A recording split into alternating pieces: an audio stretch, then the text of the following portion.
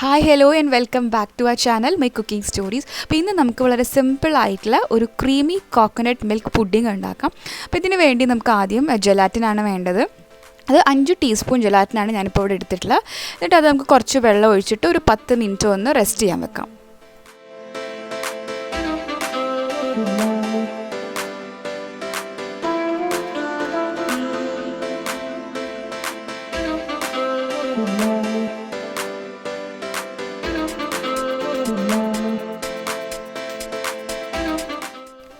ഈ ഒരു പുഡിങ്ങിൻ്റെ main ingredient എന്ന് പറയുന്നത് തേങ്ങാപ്പാലാണ്. 3 കപ്പ് ചെറിയ തേങ്ങയാണ് നമുക്കിതിന് ആവശ്യമുള്ളത്. അതുപോലെ 500 ml പാല്. ഈ പാലെന്ന് പറയുമ്പം ഒരു നേരിയ ചൂടോട് കൂടിയുള്ള, അതായത് വാം മിൽക്കാണ് നമുക്കിതിന് ആവശ്യമുള്ളത്.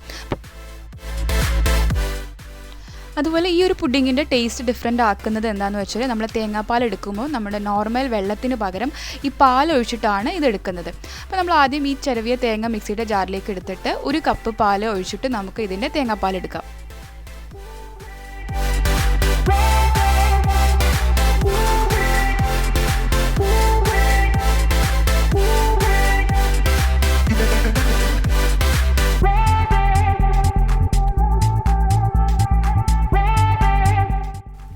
അപ്പോൾ ഇത് ജസ്റ്റ് ക്രഷ് ചെയ്തെടുത്തിട്ടുള്ളൂ. ഇത് അധികം അരിഞ്ഞു പോവാതെ നോക്കുക. എന്നിട്ട് നമുക്കിതിൻ്റെ തേങ്ങാപ്പാൽ എടുക്കാം.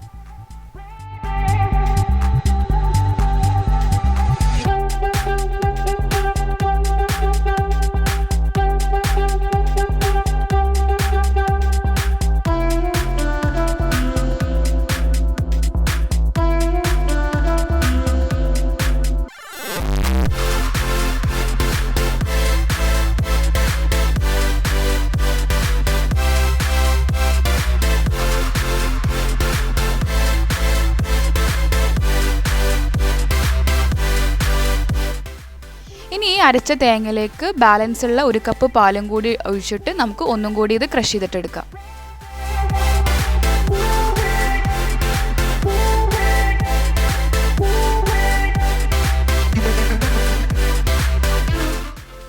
അതുപോലെ ഈ ഒരു പുഡിംഗ് ഉണ്ടാക്കുമ്പം ഇതുപോലെ ഫ്രഷ് ആയിട്ടുള്ള തേങ്ങ എടുക്കാൻ ശ്രമിക്കുക കേട്ടോ.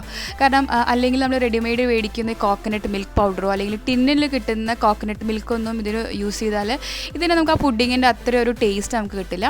അപ്പോൾ എന്തായാലും ഞാൻ ഈ തേങ്ങ ഇതുപോലെ ഒന്നും കൂടി പാലെടുത്തിട്ടുണ്ട്.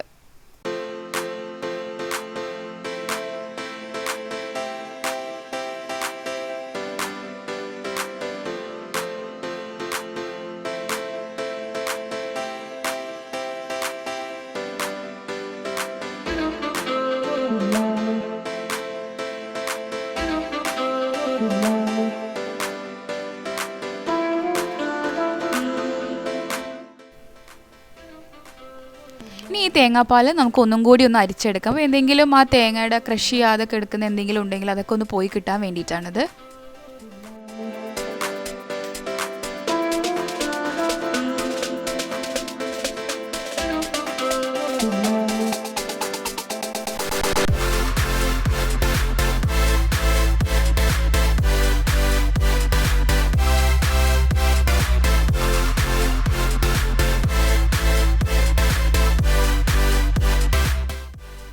ഇനി ഈ പുഡിങ്ങിലേക്ക് നമുക്ക് ആവശ്യമുള്ള പഞ്ചസാര ആഡ് ചെയ്യാം. ഞാനിപ്പോൾ ഇവിടെ ഒരു 6 ടേബിൾ സ്പൂൺ പഞ്ചസാരയാണ് ആഡ് ചെയ്യുന്നത്. അപ്പോൾ ഇത്ര ഇട്ടിട്ട് നമുക്കിതൊന്ന് നന്നായിട്ടൊന്ന് മിക്സ് ചെയ്ത് കൊടുക്കാം.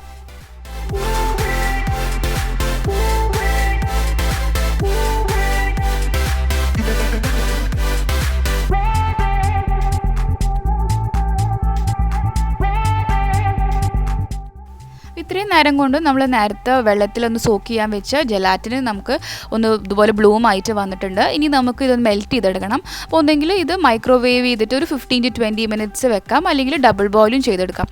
അപ്പോൾ ഈ ജെലാറ്റിൻ ഞാൻ ഈ തേങ്ങാപ്പാലിലേക്ക് ആഡ് ചെയ്യുന്നുണ്ട്. എന്നിട്ട് ഇതുപോലെ വിസ്ക് കൊണ്ട് നന്നായിട്ടൊന്ന് ഇളക്കി കൊടുക്കാം. ഇതിൽ ലംസ് ഒന്നും ഇല്ലാതെ നമുക്കിത് എടുക്കാം.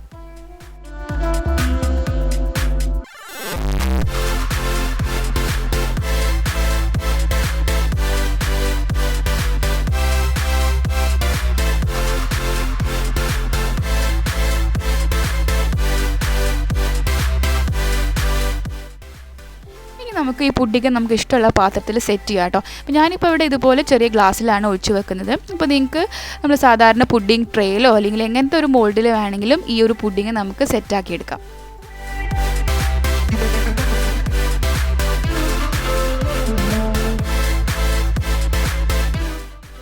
ഇനി നമുക്ക് ഫ്രിഡ്ജിൽ വെച്ചിട്ട് ഒരു 4 to 5 hours ഒക്കെ ഒന്ന് വെയിറ്റ് ചെയ്യാം.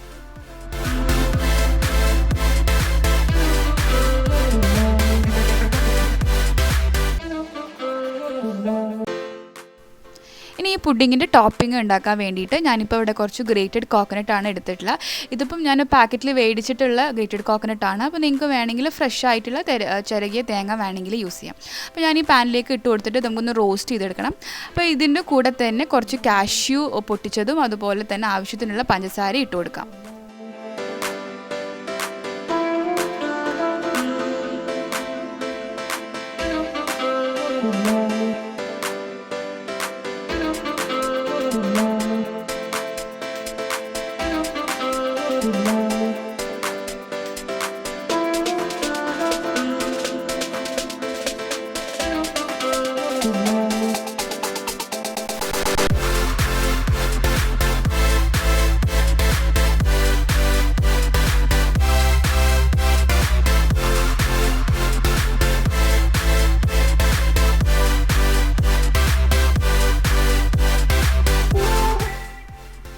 ഇതുപോലെ ഒരു ബ്രൗൺ കളർ ആവുന്നവരെ നമുക്കൊന്ന് റോസ്റ്റ് ചെയ്തെടുക്കാം. അപ്പോൾ ഇത് നമ്മൾ ഫ്ലെയിം വളരെ സിമ്മിലിട്ടിട്ട് വേണം ഇതുപോലെ വറുത്തെടുക്കാൻ വേണ്ടിയിട്ട്, അല്ലെങ്കിൽ തേങ്ങ ആയതുകൊണ്ട് തന്നെ ഇത് പെട്ടെന്ന് കരിഞ്ഞു പോകും. അപ്പോൾ ഇത് നമ്മൾ ടോപ്പിംഗ് ഇവിടെ റെഡി ആയിട്ടുണ്ട്. അപ്പോൾ നമ്മൾ പുഡിങ്ങൊക്കെ ഇവിടെ സെറ്റ് ആയിട്ടുണ്ട്. അപ്പോൾ ഞാൻ ഈ ടോപ്പിംഗ് പുഡിങ്ങിൻ്റെ മേലെ ഇതുപോലെ വെച്ച് കൊടുക്കുന്നുണ്ട്. അപ്പോൾ ഇവിടെ നമുക്ക് ഇതിന് ഇഷ്ടമുള്ള ടോപ്പിംഗ് യൂസ് ചെയ്യാം കേട്ടോ. അപ്പോൾ പിസ്താഷ്യോ ക്രഷ് ചെയ്തതോ അല്ലെങ്കിൽ ആൽമണ്ട് സ്ലൈസ് ചെയ്തിട്ടോ അങ്ങനെ എന്ത് വേണമെങ്കിലും ഇതിൻ്റെ മേലെ വെച്ച് കൊടുക്കാം. അപ്പം എല്ലാവരും ഈ റെസിപ്പി ട്രൈ ചെയ്യുക. അപ്പോൾ ഈ പുഡിങ് ഉണ്ടാക്കുമ്പം നമുക്ക് ഈ ജെലാറ്റിന് പകരം ചൈന ഗ്രാസ് യൂസ് ചെയ്താൽ അത്ര തന്നെ നന്നാവില്ല. കാരണം നമ്മൾ ചൈന ഗ്രാസ് യൂസ് ചെയ്യുമ്പം ആ മിക്സ്ചർ ഒന്ന് നമ്മൾ ചൂടാക്കും. ഇവിടെ നമ്മൾ തേങ്ങാപ്പാലായതുകൊണ്ട് തന്നെ അങ്ങൊന്നും ചൂടാക്കുന്നില്ല. അപ്പോൾ എല്ലാവരും ഈ റെസിപ്പി ഒന്ന് ട്രൈ ചെയ്യുക. എന്നിട്ട് നിങ്ങളുടെ ഫീഡ്ബാക്സ് ഒക്കെ പറയാം. വീഡിയോ ഇഷ്ടപ്പെട്ടാൽ ലൈക്ക് ചെയ്യാനും ഷെയർ ചെയ്യാനും കമൻറ്റ് ചെയ്യാനും മറക്കരുത്. നമ്മുടെ ചാനൽ ഒന്ന് സബ്സ്ക്രൈബ് ചെയ്യുക. സബ്സ്ക്രൈബ് ചെയ്യുമ്പോൾ ബെൽ ബട്ടൺ പ്രസ് ചെയ്തിട്ട് ഓൾ എന്ന ഓപ്ഷൻ സെലക്ട് ചെയ്യുക. അപ്പോൾ അടുത്ത നല്ലൊരു വീഡിയോ ആയിട്ട് വരുന്നത് വരെ താങ്ക് യു.